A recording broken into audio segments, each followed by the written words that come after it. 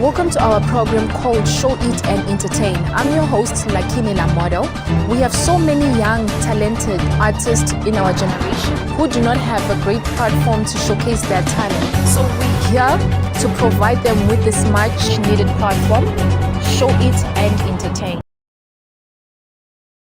Today we have a young, gifted and talented artist. Welcome, TRONIX. Which song are you going to sing for us today? The song which I'm going to sing for you today is called Wakakosha. Okay, and what really inspired you to write and produce this song? I was inspired by someone who is very important in my life.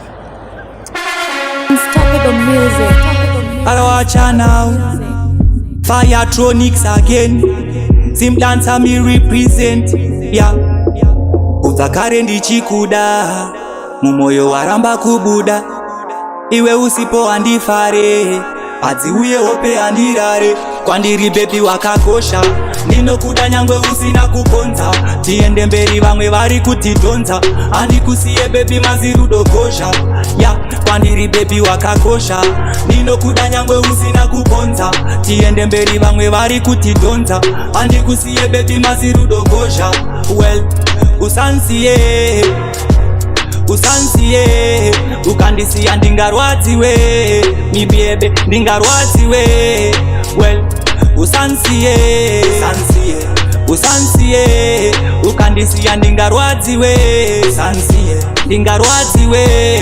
Well, kwandiri baby wakakosha, ninokuda nyangwe usina kuponza. Tiende mberi vamwe vari kutidonza, andikusiye baby mazirudokosha, yeah. Kwandiri baby wakakosha, ninokuda nyangwe usina kuponza. Tiende mberi vamwe vari kutidonza, andikusiye baby mazirudokosha.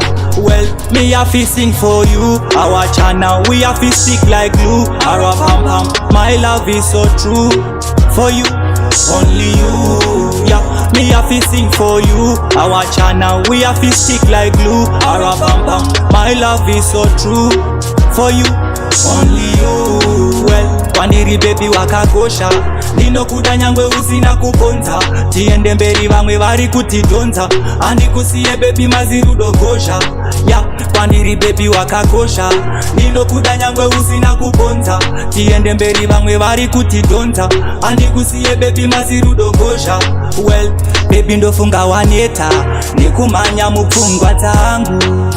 Zvakawanda zvinondinetsa kana usiri parutivi rwangu. You are me baby forever, iwe baby uri mumwe wangu. You are me baby forever, iwe baby uri chimwe changu. Kwandiri baby wakakosha, ninokuda nyangwe usina kuponza.